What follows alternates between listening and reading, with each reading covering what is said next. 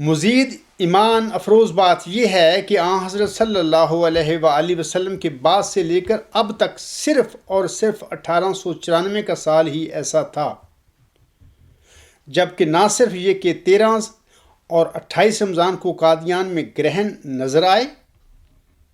بلکہ اول اللیلت کی پیشگوئی ان الفاظ میں بھی پوری ہوئی کہ چاند گرہن قادیان میں رات شروع ہوتے ہی ہو گیا۔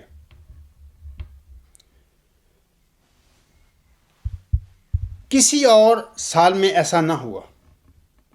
بلکہ گرہن آدھی رات کو یا اس کے بعد ہوا، جس کا دیکھا جانا عام لوگوں کے لیے ویسے ہی ممکن نہ تھا۔ یعنی اگر ایسے ہوتا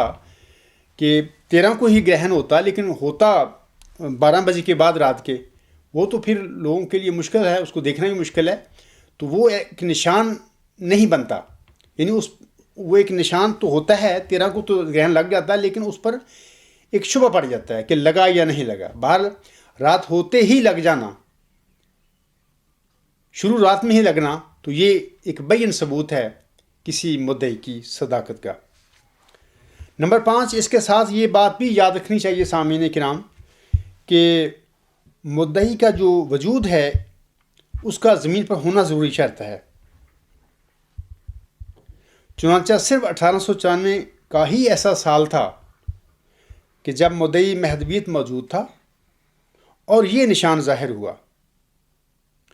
سائنسدانوں نے 25 مدعیان مہدویت کے زمانے کا حساب لگایا ہے، کسی کے زمانے میں بھی یہ بات نظر نہیں آتی کہ یہ نشان نظر آیا ہو اور کسی نے اسے اپنی صداقت کے لیے پیش کیا ہو۔ خاکسار کے دعویٰ کے بعد سامعین کرام، خسوف اور کسوف کا بھی یہی واقعہ وقوع پذیر ہو چکا ہے۔ 15ویں صدی ہجری کے آغاز یعنی 10 دسمبر 1983 میں اللہ تعالیٰ نے نہ صرف اس عجز کو اپنے معوذ ذکی غلام مسیح الزماں ہونے کی خبر دی تھی، بلکہ 20 فروری 1886 کی الہامی پیشگوئی میں معوذ ذکی غلام کی بیان فرمودہ مرکزی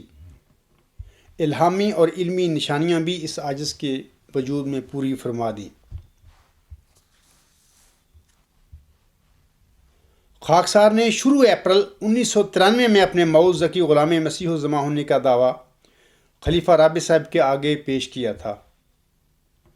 الغلام.com پر خطوط کے سیکشن میں خلیفہ رابع صاحب کو بھیجا گیا میرا پہلا خط اور خلیفہ صاحب کا جواب، اس کے لیے بطور ثبوت لوگ دیکھ سکتے ہیں ویب سائٹ پر جا کر۔ نمبر 3، اس عاجز کے دعویٰ کے 10 سال بعد یعنی آن حضرت صلی اللہ علیہ وآلہ وسلم کی بیان فرمودہ نشانیوں کے ساتھ، یعنی ماہ رمضان میں 13 رمضان یعنی 8 نومبر 2003 کو چاند کو گرہن ہوا تھا، اور اسی طرح 28 رمضان یعنی 23 نومبر 2003 کو سورج کو گرہن ہوا تھا۔ 1894 کے 119 سال بعد 1894 کو حضرت امام مہدی علیہ السلام کے لیے، اس کی صداقت کے لیے یہ نشان آسمان پر کسوف و خسوف کا ظاہر ہوا تھا۔ 1894 کے بعد یعنی 100 سال بعد